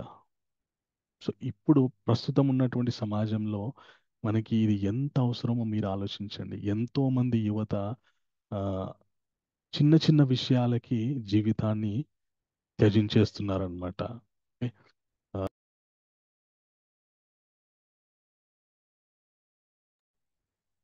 సో అలాంటి వాళ్ళకి కనుక ఇలాంటి గొప్ప జ్ఞానాన్ని మనం అందిస్తే వాళ్ళకు ఒక దారిని చూపించిన వాళ్ళం అవుతాం. అలాగే మన జీవితంలో కూడా నేను చెప్తున్నాను, భగవద్గీత అంటే ఎన్నో అపోహలు ఉంటాయండి. ఇది ఒక వయసు తర్వాత మాత్రమే వినాలి, ఆ, ఆ, ఆ, ఎప్పుడు వినాలి అంటే, సో భగవద్గీత మనకి చెప్తున్నటువంటి ఎవరికి చెప్తున్నారంటే, ఎవరైతే తన కర్తవ్యాన్ని సరిగ్గా నిర్వర్తించలేకపోతున్నారో ఆయనకి చెప్తున్నారు. తన కర్తవ్యాలన్నిటినీ త్యాగం చేసిన వాళ్ళకి చెప్పట్లేదు. భగవద్గీత ఎవరైతే అంటే త్యాగం చేసిన వాళ్ళు, మనకి జీవితంలో పుడతాం, పెరుగుతాము, మళ్ళీ మనకి ఎన్నో బాధ్యతలు వస్తాయి, బాధ్యతల తర్వాత మళ్ళీ మనము ఆ, ఇంకా శేష జీవితం గడుపుతూ ఉంటాము. ప్రతి స్థాయిలో వారికి ఒక్కొక్క విధంగా ఇది ఉపయోగపడుతుంది. సో మనమందరం కూడా గృహస్థులం. అలాగే మన మీద ఎన్నో బాధ్యతలు ఉన్నాయి. ఈ బాధ్యతలు నిర్వర్తించాలంటే మనకి ఎంతో మానసిక ధైర్యం అవసరము, అలాగే ఎంతో చాకచక్యం అవసరం. అలాగే ఈ బాధ్యతలు నిర్వహిస్తూ మళ్ళీ మనం బంధనాల్లోకి వెళ్లకుండా ఉండే విధంగా మనం బాధ్యతలు నిర్వహించాలి. ఒక కంపెనీలో మీరు జాబ్ చేస్తున్నారు అనుకోండి, సరిగ్గా పని చేయకపోతే మళ్ళీ మీరు ఇంటికి వెళ్ళినా ఫోన్ చేసి పిలిపించి మరీ పని చేపిస్తారు. లేదంటే మీరు ఇంట్లో ఉంటే, మీ ఇంట్లో ల్యాప్టాప్ ఉంటే వర్క్ ఫ్రమ్ హోమ్ చేయి, కానీ నువ్వు ఇది సరిగ్గా చేయలేదు, చేయి వెంటనే అని చెప్పేసి మన వెంబడి పడతారు. అదే పని సరిగ్గా చేస్తుంటే ప్రశాంతంగా ఉంటారు. సో అలాగే మన జీవితంలో మన ఆధ్యాత్మిక జ్ఞానము, ఆధ్యాత్మిక విషయాలు అనేటువంటివి ఒక సపరేట్ సబ్జెక్ట్ కాదు. ఆధ్యాత్మిక విషయాలు అనేటువంటివి మన నిత్య జీవితంలో వాటిని ఇమిడించుకొని మనం మన నిత్య జీవితాన్ని కొనసాగిస్తూ ఉండడం వల్ల మనం ప్రత్యేకమైనటువంటి విధంగా ఆధ్యాత్మిక జీవితాన్ని ఒక సపరేట్ సమయం కేటాయించాలి అనేటటువంటి అవసరం లేదు. సో మన కర్తవ్యాన్ని ఎలాగా మనం కర్తవ్యాన్ని గనక నిర్వహిస్తే మనము ఆ కర్తవ్యంలో మనం ఉత్తీర్ణులు అవుతాము, ముందుకు వెళ్తాము, సక్సెస్ అవుతాము అనేటటువంటి విషయాల్ని చెప్పేదే భగవద్గీత. అంతే తప్ప పనులన్నీ మానుకొని ఇంకా జీవితంలో ఏం పని చేయాల్సినటువంటి అవసరం లేదు అనే విషయాలు ఎప్పుడు కూడా భగవద్గీత చెప్పదు. అండ్ భగవద్గీత వింటున్నంతసేపు మనం ఒక విషయం గుర్తుపెట్టుకోవాలి. ఎందుకంటే చాలామంది విన్నాం కదా, విని పాటించకపోతే మళ్ళీ ఏం పాపం కలుగుతుందో అనేటటువంటి భయంలో కూడా ఉంటారనమాట. సో భగవంతుడు మనకి భయపెట్టడానికి భగవద్గీత చెప్పలేదు, బాగుపడడానికి మనకి భగవంతుడు భగవద్గీత చెప్పారు. సో బాగుపడటం అనేటువంటిది ఏ ఏ స్థాయి వారికి ఏ విధంగా ఈ విషయాన్ని చెబితే వాళ్ళు దాన్ని స్వీకరించి వాళ్ళ జీవితాన్ని బాగుపరుచుకుంటారు అని ఆయా స్థాయి వాళ్ళకి ఆయా విధంగా చెప్తారన్నమాట. ఉదాహరణకి ఒక వ్యక్తి పిహెచ్డి చేసి ఉంటాడు, ఒక వ్యక్తి పీజీ వరకే చదివి ఉంటాడు, ఒక వ్యక్తి డిగ్రీ, ఒక వ్యక్తి ఇంటర్, ఒక వ్యక్తి 10th, ఒక వ్యక్తి ఏం చదువుకోలేదు. సో ఇప్పుడు ఈ ఏం చదువుకోని వ్యక్తి, 10వ తరగతి చదివిన వ్యక్తి, ఇంటర్మీడియట్ చదివిన వ్యక్తి, డిగ్రీ, పీజీ, పిహెచ్డి, ఈ 6 రకాలైనటువంటి వ్యక్తులకి ఆ, ఆ 6 రకాలైనటువంటి వ్యక్తులు కూడా చక్కగా వాళ్ళ వాళ్ళ స్థాయిలో వాళ్ళకున్నటువంటి ఆ, మానసిక పరిణితిని బట్టి వాళ్ళు దీన్ని స్వీకరించి జీవితంలో ముందుకు వెళ్ళే విధంగా ఉంటుందన్నమాట. కేవలం చదువుకున్న వాళ్ళకి అర్థమయ్యి చదువుకోలేని వారికి అర్థం కాకుండా, లేదంటే ఒక లెవెల్ చదువుకున్న వాళ్ళకి మాత్రమే అర్థమయ్యేటట్టు ఉండదు. ప్రతి ఒక్క వ్యక్తికి కూడా స్పష్టంగా వింటే, వినాలని కుతూహలం. అందుకే భగవంతుడు ఏం చెప్తారంటే, శ్రద్ధావాల్ లభతే జ్ఞానం. నమ్మకం ఉంటే జ్ఞానం ప్రాప్తిస్తుంది. సో నమ్మకముతో వింటే నువ్వు ఏ స్థాయిలో ఉన్నావో, ఏ స్థాయిలో ఉన్నా కూడా నీకు ఇది 100% ఉపయోగపడుతుంది. అంత గొప్ప విజ్ఞానం మనకి భగవద్గీతలో భగవంతుడు ఇమిడించాడనమాట. సో మనం ఈరోజు మనం మొట్టమొదటి అధ్యాయాన్ని చర్చించుకున్నాం. ఈ మొట్టమొదటి అధ్యాయంలో ముఖ్యంగా మనం తెలుసుకోవాల్సినటువంటి విషయం ఏంటంటే, ఆ, దీని యొక్క సారం దుర్యోధన ధృతరాష్ట్రుడి యొక్క ప్రశ్నతో మొదలవుతుంది, ఏం చేస్తున్నారు అని చెప్పేసి. తర్వాత దుర్యోధనుడు ఆ లెక్కలు కడతాడు అనమాట. వాళ్ళ సైడ్ ఎంతమంది ఉన్నారు, మన సైడ్ ఎంతమంది ఉన్నారు, వాళ్ళ సైడ్ ఎవరు ఉన్నారు, మన సైడ్ ఎవరు ఉన్నారు అని లెక్కలు కడతాడు. ఆ తర్వాత ఆ అర్జునుడు పాండవుల వైపు ఎలాంటి శుభశకనాలు ఉన్నాయటువంటి విషయాన్ని చెప్తుంది. తర్వాత అర్జునుడు యుద్ధంలో ఉన్నటువంటి వాళ్ళని చూసి ఏ విధమైనటువంటి భయానికి లోనయ్యాడు, లోనైన తర్వాత ఆ సన్నివేశం మొత్తం ఏ విధంగా తిరిగిపోయింది, మలుపు తీసుకుంది అనేటటువంటి విషయాన్ని మనకి ఈ అర్జున విషాద యోగం చెప్తుందన్నమాట. ఇప్పుడు ఈరోజు అర్జునుడు మొత్తం ఏడ్చాడు. రేపు అర్జునుడి యొక్క ఈ ఏడుపు, ఈ విషాదం ఏదైతే ఉందో, రేపు అది యోగం ఎలా అవుతుందో మనకి తెలుస్తుందన్నమాట. సో రేపటి అధ్యాయం మళ్ళీ చర్చించుకోవడానికి మనము సాయంకాలం 8 గంటలకు మళ్ళీ కలుసుకుందాం. సో ఇప్పుడు ఆ కోటకొండ రెడ్డయ్య ప్రభు హ్యాండ్ రేస్ చేశారు. మీకున్న ప్రశ్న ఏంటి ప్రభు? ఒక్క నిమిషం అన్మ్యూట్ చేశాను. హరే కృష్ణ ప్రభుజీ. హరే కృష్ణ ప్రభు. ధన్యవాద ప్రణామం ప్రభుజీ. ధన్యవాదాలు మేము ప్రభు. ప్రభుజీ కువైట్ లో ఉన్నాం. ఓ సంతోషం ప్రభు, చెప్పండి. ప్రభుజీ, ఇప్పుడు అర్జునుడు అంత విలువిద్యలో అంత నైపుణ్యం ఉంది కదా, ఆ విలువిద్యతో పాటు విద్య నేర్పించే గురువు దాని మీద ఎవరి మీద ప్రయోగించాలి, ఎవరి మీద ప్రయోగించకూడదు, దాన్ని ఎక్కడ వాడాలి, ఎప్పుడు వాడాలి, మంచి కార్యాలుగా చెడు కార్యాలుగా అని చెప్పుకుంటారు కదా.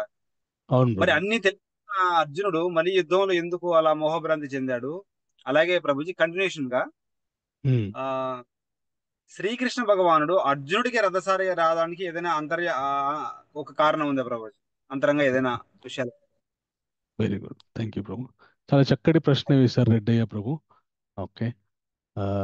సో మొట్టమొదటి ప్రశ్న ఏంటి అంటే, అర్జునుడికి ద్రోణాచార్యుడు ఆల్రెడీ చెప్పారు కదా యుద్ధంలో ఎవరి మీదికి ఈ ఆ, మన బాణప్రయోగం చేయాలి, ఎవరి మీదికి చేయకూడదు అని చెప్పేసి. ఓకే. సో మరి అర్జునుడికి ఎందుకు ఆ స్పష్టత లేదు, మరి ఎందుకు మళ్ళీ యుద్ధానికి వచ్చాడు అనేటువంటిది మీ మొదటి ప్రశ్న, అవునా ప్రభు? యుద్ధానికి వచ్చాడని కాదు ప్రభుజీ, యుద్ధంలో మళ్ళీ ఎందుకు అలాంటి మోహం కలిగింది? నేను ఓకే. చేయలేను, నా బంధం ఎందుకు వచ్చింది అనేసి యా అక్కడ వాళ్ళ దుర్మార్గం, దుర్యోధనుడు అనేసి Prabhuji. Yeah very good. So ఎందుకు ఆయనకి ఆల్రెడీ తెలుసు యుద్ధం ఎవరి మీదకి చేయాలనేటువంటిది, ఎలా బాణప్రయోగం చేయాలని తెలుసు, కానీ ఎందుకు ఆయన ఆ భయానికి లోనయ్యాడు అనేటువంటిది ప్రశ్న. ఓకే. సో ఎందుకు భయానికి లోనయ్యాడంటే, సెంటిమెంట్ అడ్డొచ్చిందనమాట. నా వాళ్ళు, నా వాళ్ళు, వీళ్ళంతా నా వాళ్ళు. సో వాళ్ళు అధర్మం వైపు ఉన్నా కూడా, నా వాళ్ళు అనేటటువంటి సెంటిమెంట్ అడ్డొచ్చిందనమాట. ఈ సెంటిమెంట్ వల్ల ఏమైపోయిందంటే, తన ధర్మాన్ని, తనకున్నటువంటి జ్ఞానాన్ని మర్చిపోయాడు. మనకి రేపు వచ్చే 2వ అధ్యాయంలో భగవంతుడు చెప్తాడనమాట, ఎప్పుడు మనుష్యుడు జ్ఞానాన్ని మర్చిపోతాడు, ఎప్పుడు మనుష్యుడి యొక్క జ్ఞానం మీదికి ఒక అజ్ఞానం అనే పొర ఏర్పడుతుంది అనేటువంటి విషయాన్ని రేపు కృష్ణుడు చెప్తాడనమాట. సో రేపటి అధ్యాయంలో ఆ విషయాన్ని నేను చెప్తాను. ఓకే. సో ఫస్ట్ ఇప్పటికైతే మీరు సెంటిమెంట్ వల్ల అర్జునుడు తను తన యొక్క కర్తవ్యాన్ని మర్చిపోయాడు, మోహానికి లోనైపోయాడు, భయానికి లోనైపోయాడు అని మీరు తెలుసుకోండి. రేపు ఇంకా వివరంగా చెప్తాను. ఓకే, అది ఒకటి, మొదటి ప్రశ్న యొక్క సమాధానం.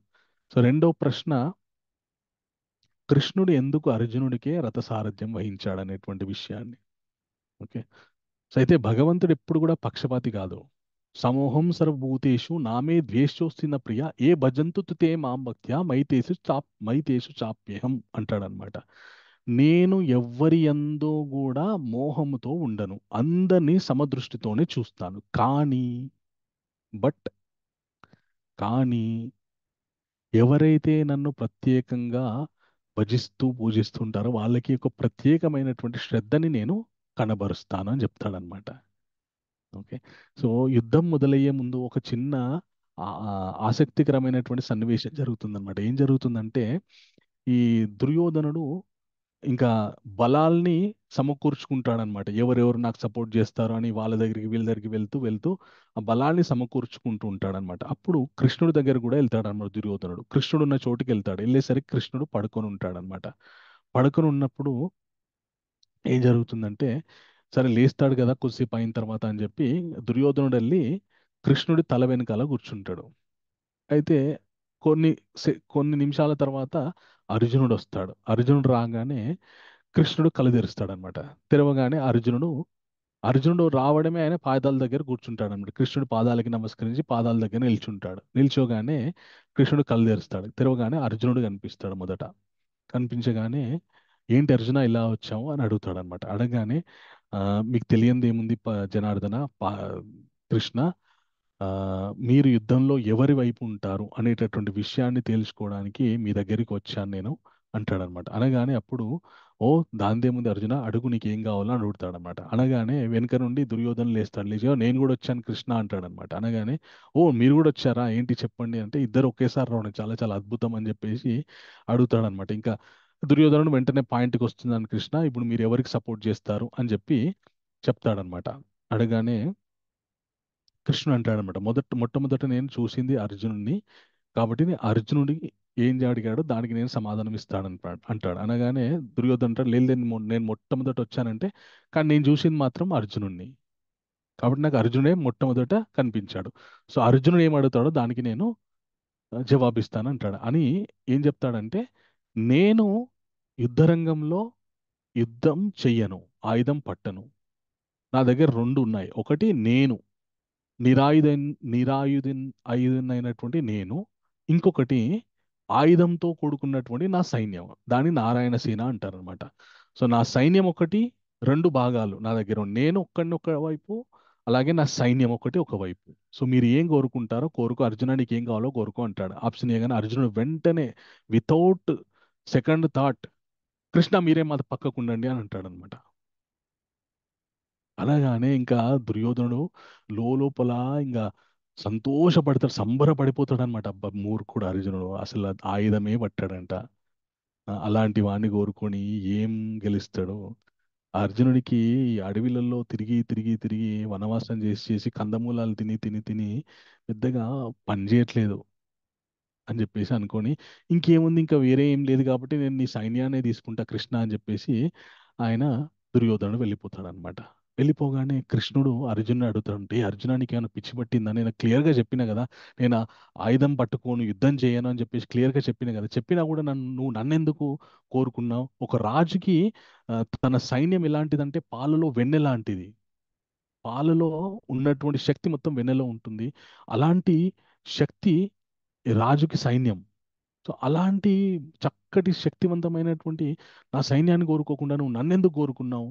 నేను అసలే ఆయుధం పట్టా అంటే, అప్పుడు అర్జునుడు అంటాడు అనమాట, ఏమనంటే, కృష్ణ, వెన్నెలాంటి నీ సైన్యాన్ని వాడు తీసుకెళ్ళొచ్చు, కానీ వెన్న దొంగ నా దగ్గర నువ్వు ఉన్నావు అంటాడు అనమాట.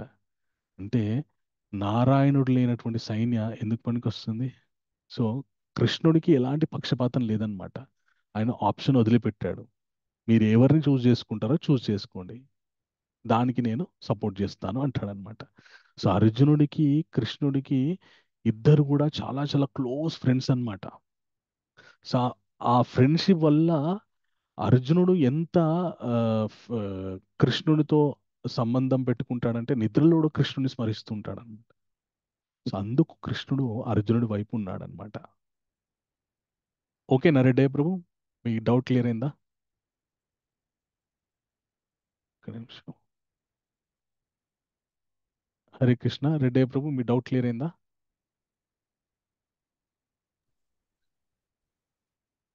మీ వాయిస్ ఓకే వినిపించలేదు. ఇంకో చిన్న సందేహం ఉంది ప్రభుజీ, కానీ అడగొచ్చా లేదా అర్థం కావట్లేదు ప్రభుజీ. పర్వాలేదు అడగండి.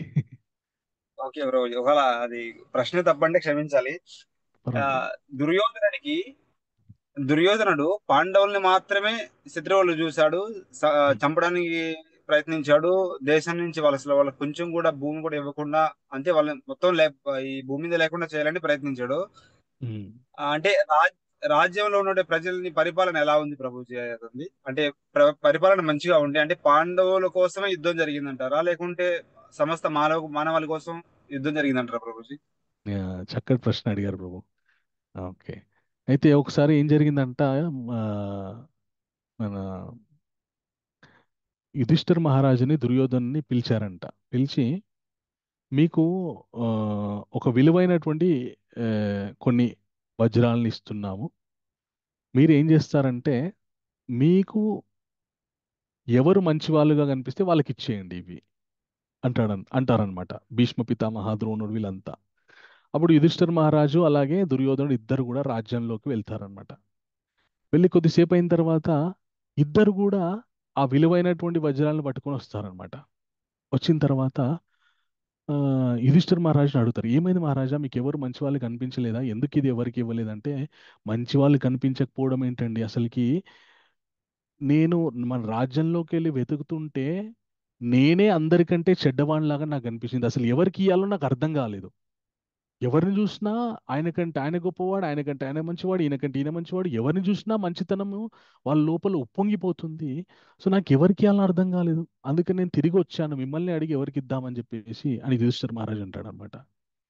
ఈ దుర్యోధనుడు కూడా అదే విలువైనటువంటి వజ్రాలు తీసుకొని వస్తాడు. వచ్చిన తర్వాత ఏమైంది దుర్యోధన్, నీకు ఎవరు మంచి వాళ్ళు కనిపించలేదా అంటే, చీ అసలుకి ఎవడన్నా మంచోడు ఉన్నాడా ఈ రాజ్యంలో, నేను తప్ప ఎవ్వడు మంచోడు లేదు ఈ రాజ్యంలో, అందరు దుర్మార్గులే, కాబట్టి నేను ఎవరికి వెళ్ళలేదు అందుకే తీసుకొచ్చేసిన అంటాడు అనమాట.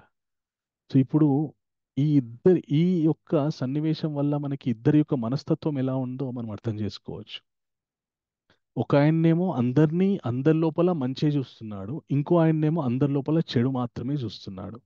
సో అందరి లోపల చెడు చూసేటటువంటి వ్యక్తి యొక్క పరిపాలన ఎలా ఉంటుందో మనం అర్థం చేసుకోవచ్చు.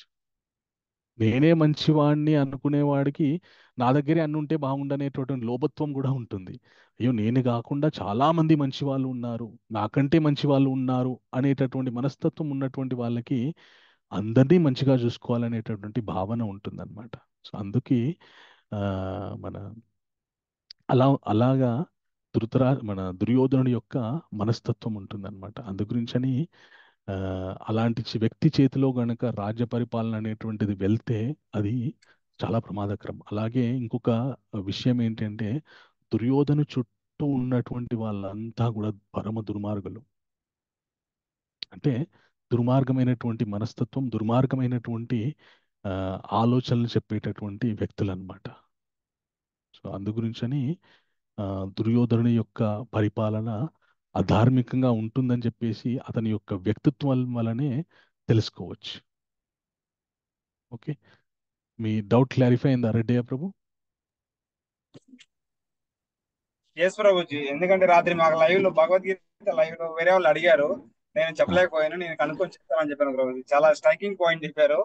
అసలు అక్కడ పరిపాలన ఎలా ఉన్నది కాకుండా మనస్తత్వం, తన మనసు ఎలా ఉంది, తన ఆలోచన ఎలా ఉంది ఇతరుల పట్ల అనేది చాలా ప్రమాదం ప్రభుజీ. అది అవును ప్రభు, ఆ ఉంటుంది.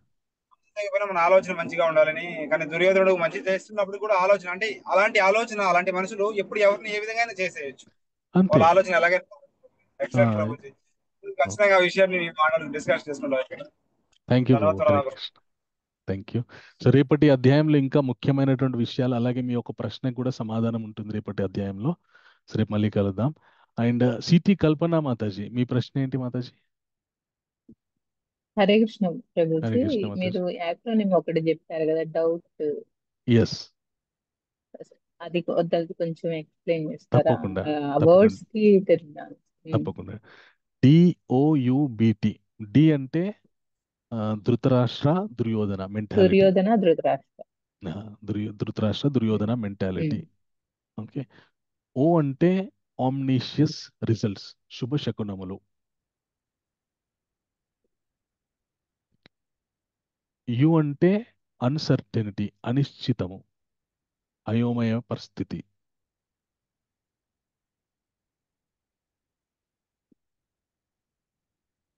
తర్వాత బి అంటే బివిల్డర్మెంట్, భయం, దిగ్భ్రమము. బివిల్డర్మెంట్, దాని తెలుగులో దిగ్భ్రమము అంటారనమాట. తర్వాత టీ అంటే అంటే ట్రాన్స్ఫర్మేషన్, టర్నింగ్ పాయింట్. ఇంకా మొత్తం సన్నివేశం, టర్నింగ్ పాయింట్. సిచ్యువేషనే టర్న్ అయిపోయింది. యుద్ధం చేద్దామని వచ్చినటువంటి వ్యక్తి నా వల్ల కాదని చిత్తకలబడిపోయాడు.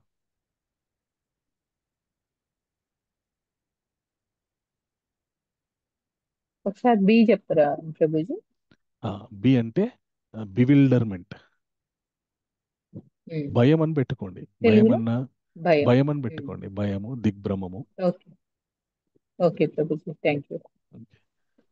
థ్యాంక్ యూ మాతాజీ. అదేనా మీ ప్రశ్న? అదొక్కటే ప్రభుజీ. థ్యాంక్ యూ మాతాజీ. శ్రీరామ్ ప్రభు.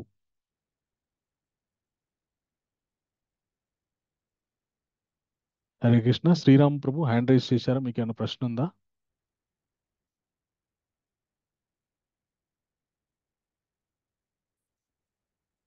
ఓకే, శ్రీరామ్ ప్రభు హ్యాండ్ రైజ్ చేశారు కానీ ఏం అడగట్లేదు. ఓకే, చాలా సంతోషం. భువన మాతాజీ, ఈరోజు చాప్టర్కి సంబంధించి ఏమైనా పోల్ ఉందా? హరే కృష్ణ ప్రభుజీ, ఈ రోజు చాప్టర్ కి ఇంట్రొడక్షన్ ఆఫ్ భగవద్గీత అది గ్రూప్ లో పెడదాం అనుకున్నాము. Okay, fine, no problem. So మీరందరూ కూడా మన వాట్సాప్ గ్రూప్లో ఉన్నారు కదా.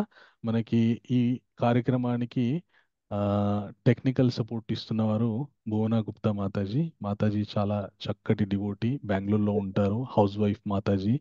మన అన్ని భగవద్గీత ఆన్లైన్ కార్యక్రమాలకి మాతాజీ చక్కటి టెక్నికల్ సపోర్ట్ ఇస్తారు. ఒకసారి మీ వీడియో ఆన్ చేసుకోండి మాతాజీ, అందరూ మిమ్మల్ని చూస్తారు. సో మనకి భువన మాతాజీ ప్రతిరోజు కూడా మన వాట్సాప్లో క్విజ్ ఏర్పాటు చేస్తారు. ఎందుకు, మన నాలెడ్జ్ చెక్, మనం ఏం తెలుసుకున్నామో దాన్ని ఒకసారి పరీక్షించుకోవడానికి మాతాజీ మంచి క్విజ్ మనకి వాట్సాప్లో పోల్ పెడతారు. మీరందరూ కూడా ఆన్సర్ చేసి మీరు ఎంతవరకు మీకు అర్థమైంది అనేటటువంటి విషయాన్ని తెలుసుకోవచ్చు. మనకి భువన మాతాజీ. ఓకే, సో ఈవిడ భువన మాతాజీ గారు. సో మాతాజీ బెంగళూరులో ఉంటారు, నేను హైదరాబాద్లో ఉన్నాను. ఓకే, ఈ కార్యక్రమం హైదరాబాద్ నుండి హరే కృష్ణ నిర్వహిస్తున్నాము. మాతాజీ. హరే హరిబోల్ కృష్ణ మాతాజీ. మాతాజీ, దండవత్ ప్రణామం. ప్రణామం. సో మనకి ప్రతిరోజు ఈ మాతాజీ మనకి జస్ట్ నాలెడ్జ్ చెక్ చేసుకోవడానికి, ఎందుకంటే విని ఆ, కేవలం వినడం ద్వారా మళ్ళీ విన్న విషయాన్ని మననం చేయలేదనుకోండి, మనం మళ్ళీ మర్చిపోయే అవకాశం ఉంటుంది. కాబట్టి వినడం, శ్రవణం, మననం, ఇది జరుగుతూ ఉండాలి. రెండు ప్యారలల్గా జరుగుతుంటే విన్న విషయం మనకి చక్కగా గుర్తుంటుంది. సో ఆ విషయాల్ని మనం గుర్తుంచుకోవడానికి ఒక్కసారి మనకి ఎంతవరకు అర్థమైందో పరీక్షించుకున్నాం అనుకోండి, మళ్ళీ మనకి చక్కగా గుర్తుంటాయి. మాతాజీ మనకి క్విజ్ పెడతారు. సో మళ్ళీ మనం రేపు సాయంకాలం 8 గంటలకి జూమ్లో కలుసుకుందాం అందరం. చాలా సంతోషం. ఇంత చక్కటి తిథి రోజు, ఏకాదశి తిథి రోజు భగవంతుని గురించినటువంటి, భగవంతుని చెప్పిన విషయాలు వినడానికి వచ్చిన మీ అందరికీ కూడా కృతజ్ఞతలు పేరు పేరున. చక్కగా పార్టిసిపేట్ చేశారు అందరూ. శ్రీరామ్ ప్రభు హ్యాండ్ రైజ్ చేశారా? మీకు ప్రశ్న అడగాలనుకుంటున్నారా?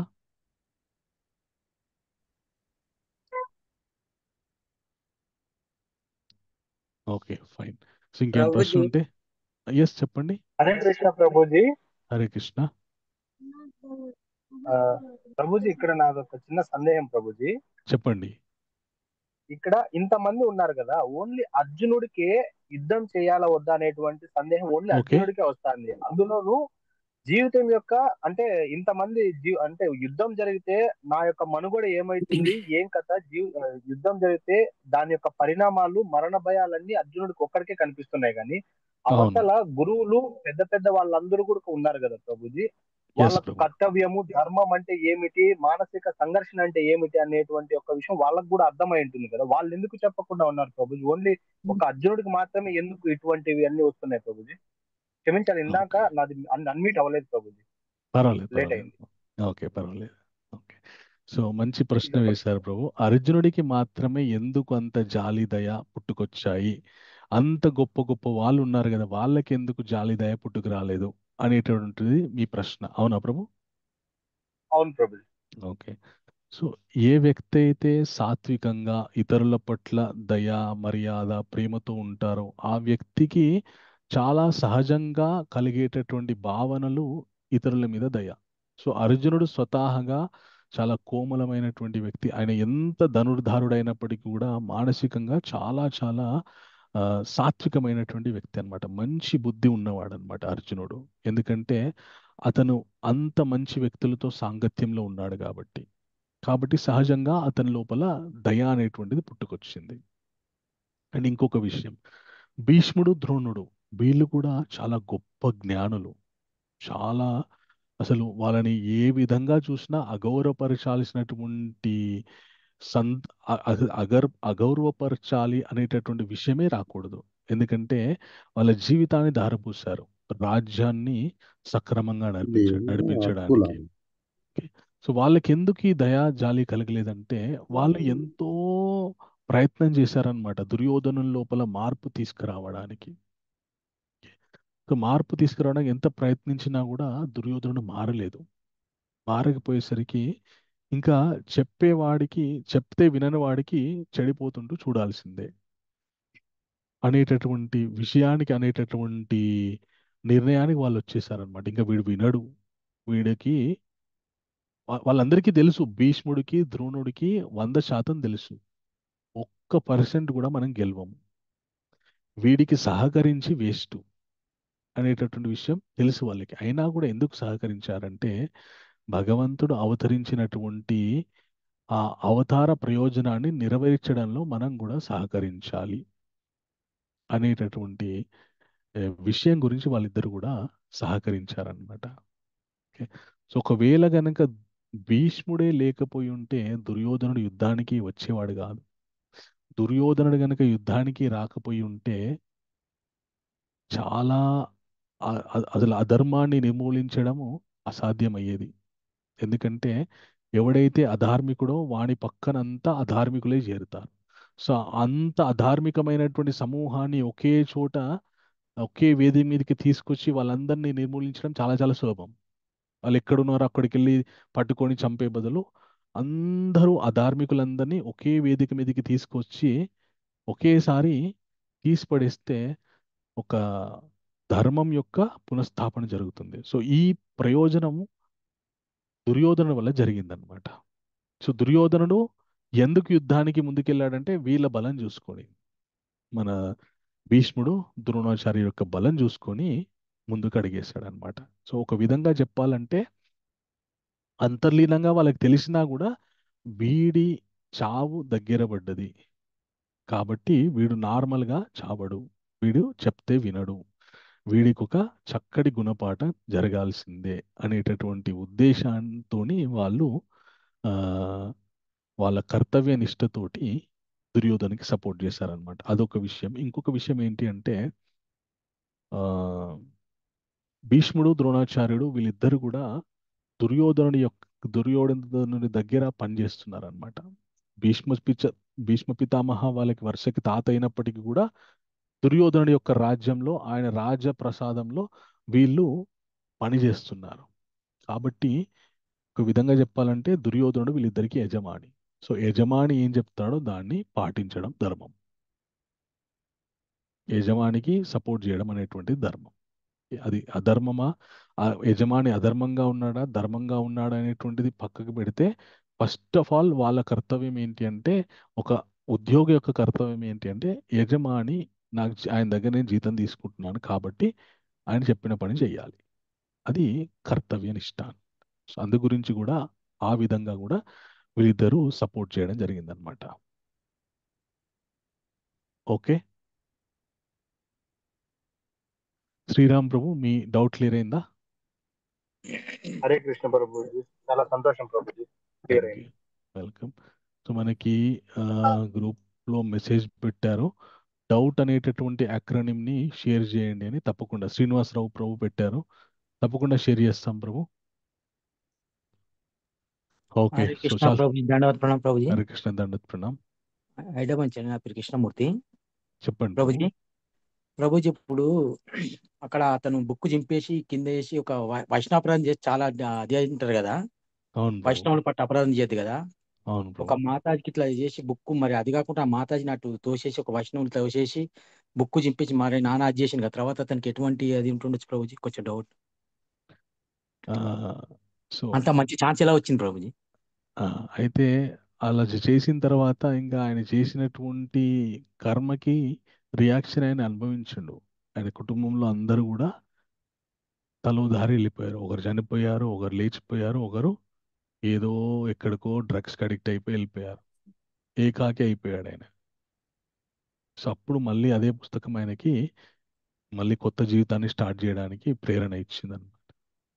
ఓకే, సో భగవద్గీత ఎవరైతే వింటున్నారో ఒక విధంగా చెప్పాలంటే భగవంతుడు ఎవరైతే ఇది వినడానికి వచ్చారో వాళ్ళ జీవితంలో ఒక గొప్ప మార్పు తీసుకురాబోతున్నాడు.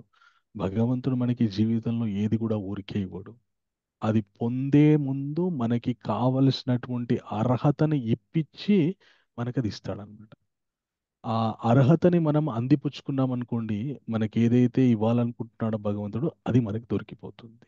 చాలామంది భగవద్గీతని ఏదో ఒక విధంగా వాళ్ళ జీవితంలోకి వస్తుందన్నమాట. కొందరేమో తీసుకొని పక్కన పెట్టేస్తారు, కొందరేమో తీసుకొని ఇంట్లో ఒక బట్టలో కట్టేసి దేవుడి రూమ్లో పెట్టేస్తారు, కొందరేమో ఇంట్లో మొదటి రూమ్లో, ఫస్ట్ రూమ్లో, హాల్లో షెల్ఫ్లో పెట్టేస్తారు, కొందరు ప్రతిరోజు చదువుతుంటారు. సో మన జీవితంలోకి భగవద్గీత వినే అవకాశం, భగవద్గీత వచ్చిందనుకోండి, ఎవరైతే దాన్ని అందిపుచ్చుకుంటారో వాళ్ళ జీవితంలో ఒక గొప్ప మార్పుకి మార్పు వైపు వాళ్ళు అడుగు పెడుతున్నారు అనేటటువంటి విషయం తెలుసుకోవాలన్నమాట. సో ఆయన దాన్ని అగౌరవపరిచి, కించపరిచి, ఒక వ్యక్తిని గాయపరిచినా కూడా కానీ అతను బాగుపడ్డాడు. జీవితం అధోగతి పాలైంది. ఒకవేళ గనక ఆయన ఆవిడ ఇచ్చినప్పుడే ఆ భగవద్గీత తీసుకొని ఉంటే తన జీవితంలో అంతమంది బంధువుల్ని కోల్పోవాల్సినటువంటి అవసరం వచ్చేది కాదేమో. ఎందుకంటే తన కుటుంబం అంతా ఉన్నప్పుడు భగవద్గీత చదవడం నేర్చుకున్నాడు అనుకోండి, దాంట్లో ఉన్న విధంగా బ్రతకాలి అనేటటువంటి విషయం అర్థమయ్యి ఉండి ఆ విషయాల్ని కుటుంబంలో ఇంప్లిమెంట్ చేసి ఉంటే కొడుకు డ్రగ్స్కి అడిక్ట్ అయ్యేవాడు కాదు, కూతురు ఇంకొకతనితో లేచిపోయేది కాదు. ఈ భార్య అంటే శరీరం తీసుకున్న తర్వాత ఎప్పుడొకప్పుడు చనిపోవాల్సింది కాబట్టి తన భార్య పోయిందన్నటువంటి దుఃఖంలో నుండి నేను తొందరగా బయటపడేవాడేమో. అలాగా ఒక గొప్ప మార్పుకి తీసుకురావడానికి భగవంతుడు మనకి మన జీవితంలో భగవద్గీతని ప్రవేశపెడతాడనమాట. దాన్ని ఎవరు ఉపయోగించుకుంటారో వాళ్ళ అదృష్టవంతులు. హరే కృష్ణ ప్రభుజీ, హరే ప్రణామం కృష్ణ ప్రభుజీ. ప్రణామం హరే కృష్ణ ప్రభు.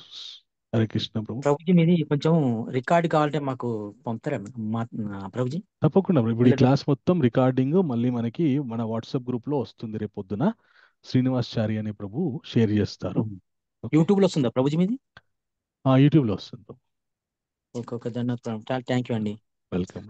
హరే కృష్ణ ప్రభుజీ, నాకు ఒక చిన్న సందేహం ఉంది. అక్కడ ఎలా మెసేజ్ పెట్టాలో తెలియడం లేదు, అందుకని డైరెక్ట్ అడుగుతున్నాను.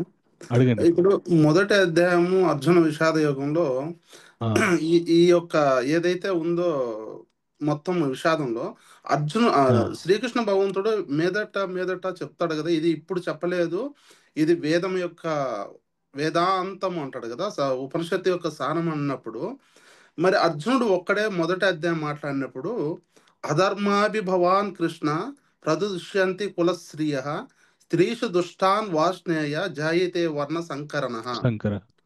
ఈ కుల స్త్రీలు, ఈ కులము అనే మాట వచ్చింది కదా ప్రభుజీ ఇక్కడ, కానీ ఇది ఎప్పుడో శ్రీకృష్ణ పరమాత్ముడు మొట్టమొదట సూర్యుడికి చెప్పి తిని అన్నారు కదా, కానీ అది లోపించడం వల్ల మరలా నీ చేత మేము తెలియజేస్తున్నాను అంటున్నారు కదా. మరి ఓకే ఇక్కడ ఈ ఈయన అర్జునుడు కుల స్త్రీలు కులము అనే మాట తీసుకురావడానికి ఏదైనా కొద్ది సందేహం ఉంది నాకు ఈ ఈ శ్లోకం మీద. ఏమన్నా చెప్పగలుగుతారా ప్రభుజీ? ఓకే. సో అర్జునుడు తనతో పాటు ఉన్నటువంటి వీరులందరినీ కూడా తన వర్ణానికి చెందిన వారే కదా, అక్కడ ఉన్న వాళ్ళంతా కూడా క్షత్రియులే. ఉమ్, ఓకే, క్షత్రియ వర్ణానికి చెందినటువంటి వాళ్ళే. ఓకే, కాబట్టి అక్కడ ఎంతమంది ఉన్నా కూడా అందరూ క్షత్రియులే కాబట్టి, నేను క్షత్రియ జాతీయున్నే కాబట్టి వీళ్ళంతా నా కులం వాళ్ళే అని ఆయన సంబోధించుకుంటున్నాడు అనమాట అర్జునుడు. ఓకే, సో భగవంతుడు మనకి మీరు చెప్పినటువంటి నేను ఇది మొట్టమొదట చెప్పాను సూర్య భగవాన్ అనేటువంటి విషయం మనకి ముందు ముందు అధ్యాయాల్లో వస్తుందన్నమాట. ఓకే, సో అర్జునుడికి ఈ విషయము 2 అధ్యాయాల తర్వాత తెలుస్తుంది ఈ విషయం భగవంతుడు ఎప్పుడు ఎవరికి చెప్పారనేటువంటి విషయాన్ని. సో ఇప్పటికి ప్రస్తుతానికి అర్జునుడికి కేవలం కృష్ణుడు అంటే నా స్నేహితుడు, మా బావగారు, అలాగే నా ప్రాణమిత్రుడు, మా శ్రేయోభిలాషి అని మాత్రమే తెలుసు. సో ఎప్పుడైతే ఇంకా 2, 3, 4 అధ్యాయానికి వెళ్తాడో అప్పుడు ఇంకా తన పక్కన ఉన్నటువంటిది బావగారు, స్నేహితుడు, మిత్రుడు, శ్రేయోభిలాషి కాదు, సమస్త ప్రపంచానికే శ్రేయోభిలాషి అనేటటువంటి విషయం అర్థమవుతుంది అనమాట. ఓకే, సో ఇప్పుడున్నటువంటి పరిస్థితుల్లో అర్జునుడికి కేవలము ఆ, ఆ, ఇంకా పూర్తి జ్ఞానం రాలేదు. అంటే తన ధర్మం, తన తన ఏ వర్ణానికి చెందినవాడు, ఆ, ఆయన కర్తవ్యాలేంటి అవి కొద్దిగా తెలుసు. కానీ అవి నిర్వర్తించకపోతే ఏం జరుగుతుంది, తాను ఎవరితో మాట్లాడుతున్నాడు, అసలు తను ఈ శరీరంలోకి, ఈ అర్జునుడు అనే శరీరంలోకి ఎందుకు వచ్చాడు, అసలు అక్కడ ఉన్న వాళ్ళకి ఆయనకి ఏంటి సంబంధం, ఈ విషయాలు ఇంకా అర్జునుడికి తెలియదు అనమాట. తెలియదు కాబట్టి ఆయన అప్పుడు కులం కులం అని చెప్పేసి మాట్లాడాడు అనమాట. ఇంకా పూర్తి ఓకే. క్లారిటీ రాలేదు అర్జునుడికి. సో రేపటి అధ్యాయం నుండి మెల్లమెల్లగా అర్జునుడికి క్లారిటీ వస్తుందన్నమాట. మీరు 10వ అధ్యాయం వెళ్ళేసరికి పరిపూర్ణమైనటువంటి జ్ఞాన సంబంధమైన ప్రశ్నలు అడుగుతాడు అర్జునుడు. సో ఇప్పుడు అర్జునుడి స్థితి ఎలా ఉందంటే నర్సరీ స్టేజ్లో ఉందన్నమాట, నర్సరీ ఎల్కేజీ స్టేజ్లో ఉందన్నమాట. ఉమ్, అంటే మనకి ఈజీగా అర్థం కావడానికి నేను అలా చెప్తున్నాను, కానీ అర్జునుడు అప్పటికే చాలా గొప్ప వ్యక్తి ఆయన. మనకి ఉమ్, ఆయన స్థాయి ఎలా ఉంది, ఆయన అడిగినటువంటి ప్రశ్నలు ఏ స్థాయిలో ఉన్నాయని చెప్పడానికి నేను ఆ పదం వాడాను. కానీ అర్జున్ ఆల్రెడీ గొప్ప ఆ, వ్యక్తి. కానీ ఇక్కడ ఉన్నటువంటి పరిస్థితుల వల్ల అతని జ్ఞానం అపహరించబడింది అనమాట. ఉమ్, అపహరించబడి చాలా తక్కువ స్థాయి విషయాలు మాట్లాడుతున్నాడు అనమాట. నా వాళ్ళు, నా కులము అనేటటువంటి విషయాలు మాట్లాడుతున్నాడు. ఓకే ప్రభు. ఓకే ప్రభుజీ. Hare okay, Hare Krishna. Krishna. Hare thank you Krishna. Very much ప్రభు. హరే కృష్ణ. చాలా సంతోషం, అందరూ చక్కగా పార్టిసిపేట్ చేశారు. రేపు మళ్ళీ 8 గంటలకు కలుసుకొని అద్భుతమైనటువంటి అధ్యాయాన్ని, ఒక విధంగా చెప్పాలంటే 2వ అధ్యాయం భగవద్గీత యొక్క సారం అంటారనమాట. ఈ హలో భగవద్గీతలో ప్రభుజీ. ముందు ఏం చర్చించుకోబోతున్నామో ఆ ప్రభుజీ విషయాల గురించినటువంటి ఒక చిన్న హింట్ ఉంటుందన్నమాట. ప్రభుజీ ఎస్, ఎస్ ప్రభు. అర్జునుడు ఎందుకు యుద్ధం చేయాలి? కృష్ణుడు చేయొచ్చు కదా, ఒకరితో చేయించడం ఎందుకు? ఆయన దేవుడే కదా. Okay, very good. సో అర్జునుడు ఎందుకు యుద్ధం చేయాలి, భగవంతుడు ఎందుకు యుద్ధం చేయకూడదు ఆ అనేటటువంటి ప్రశ్న. ఓకే, ఆ, మరి ఇంతమందిని చంపడం అంత అన్యాయం, అంత విధ్వంసం జరిగేటప్పుడు ఒక్కరినే, దుర్యోధను ఒక్కరినే చంపొచ్చు కదా, ఇంతమంది అన్యాయంగా చనిపోక్కట ఎందుకు? Okay, very good. సో ఇంతకుముందు మీరు విన్నారా ప్రభు, ఇంతకుముందు కూడా ఆ, ఎందుకు అంతమందిని చంపాల్సి వచ్చింది అనేటటువంటి విషయాన్ని నేను చెప్పాను. ఉమ్, ఓకే, సో చాలా మంది అధర్మ పరులు అందరినీ ఒక దగ్గరికి చేర్చి ఒకేసారి గనక వాళ్ళందరికీ బుద్ధి చెప్తే సమాజంలో ధర్మం అనేటువంటిది ఆ, పునఃస్థాపించబడుతుంది. కాబట్టి అందరు అధర్మ పరులందరినీ ఒకే దగ్గరికి చేర్చడానికి అదొక ప్లాన్ జరిగిందనమాట. Okay, so okay. కృష్ణుడే ఎందుకు యుద్ధం చేయకూడదు, అర్జునుడు ఎందుకు ఉమ్, యుద్ధం చేయాలంటే ఉమ్, మనకి 11వ అధ్యాయంలో చెప్తాడు అసలు ఎవరు యుద్ధం చేశారు, ఎవరు చంపారు అనేటువంటి విషయం మనకి 11వ అధ్యాయంలో అర్థమవుతుంది అనమాట. ఓకే, సో అన్ని ఇప్పుడే చెప్పేసాం అనుకోండి, ఒకటే అధ్యాయంలోనే అన్ని చెప్పుకున్నాం అనుకోండి, ఓకే మనకి ముందు ఓకే. ముందు వినాలనేటువంటి ఆసక్తి ఉండదన్నమాట. సో మనకి ఎంత ఆసక్తి ఉంటే అంత శ్రద్ధ, నమ్మకం పెరుగుతుంది. అది మనకి విషయాలు గుర్తుంచుకోవడానికి ఉపయోగపడుతుంది. ఓకే, మీరు మొత్తం అధ్యాయాలు కంటిన్యూగా వింటూ ఉండండి, మీకు ఉన్నటువంటి ఆ సంశయాలన్నీ కూడా క్లియర్ అవుతాయి. ఓకే, బోర్లా శ్రీనివాస్ ప్రభు, మీరే కదా అడిగింది ప్రశ్న? Okay, right. Thank you. చాలా సంతోషం. మళ్ళీ రేపు 8 గంటలకి ఆన్లైన్లో మన 2వ అధ్యాయం చర్చించుకోవడానికి, సాంఖ్యయోగాన్ని చర్చించుకోవడానికి మనం అందరం మళ్ళీ కలుసుకుందాం. ఓకే, హరే కృష్ణ. ఈరోజు ఎవరెవరైతే ఈ క్లాస్ వినడానికి వచ్చారో వాళ్ళందరి మీద కూడా భగవంతుని యొక్క కృపా కటాక్ష వీక్షణాలు ఎలా వేళలా ఉండాలని మనస్ఫూర్తిగా కోరుకుంటూ, మీరు చేసే అన్ని ప్రయత్నాలు, ఆధ్యాత్మిక భౌతిక ప్రయత్నాలన్నీ కూడా విజయవంతం అవ్వాలని మనస్ఫూర్తిగా కోరుకుంటూ, వంఛాకల్పతరోభయశ్చ కృపా సింధోభ్య ఏవ చ పతితానాం పావనేభ్యో వైష్ణవేభ్యో నమో నమః. हरे कृष्णा. श्रील प्रभुपाद की जय. अनंत कोटि वैष्णव वृंद की जय. नमाचार्य श्री हरदास ठाकुर की जय. हरे कृष्णा. हरे कृष्ण हरे प्रभुजी कृष्ण प्रभुजी, दंडवत हरे कृष्णा. प्रणाम। दंडवत प्रणाम. मళ్ళీ రేపు हरे కలుసుకుందాం. कृष्ण प्रभुजी, दंडवत हरे कृष्ण. प्रणाम। दंडवत प्रणाम. हरे कृष्ण.